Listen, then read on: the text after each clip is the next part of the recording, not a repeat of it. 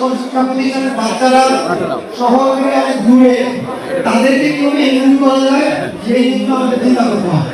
আমাদেরকে চিন্তা করলে আমরা একটি অংশ কিন্তু শহরে বাইরে চলে যাচ্ছি, সুযোগ সুবিধা তারা বন্ধই হচ্ছে।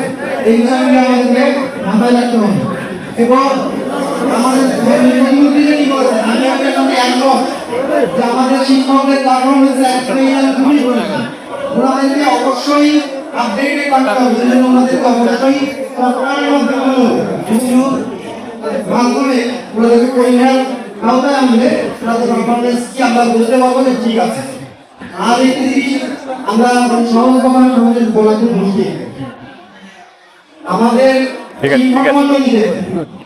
অনেক দাবি আছে যে আমি এটা পাই না, ওইটা পাই না, আমার প্রতিষ্ঠানে এই নেই এই নেই, কিন্তু তার মধ্যেও কিন্তু একই সুযোগ সুবিধা নিয়ে অনেক প্রতিষ্ঠান কিন্তু ভালো করছে। আমরা সেই দিকে তাকাই, এই পাইলে সারাক্ষণ চিন্তা করি, তাহলে আমি সামনে আগাতে পারবো। কারণ আমাদের দেশে অনেক লিমিটেশন আছে, এই লিমিটেশনের মধ্যে থেকে আমাদের আগাতে হবে।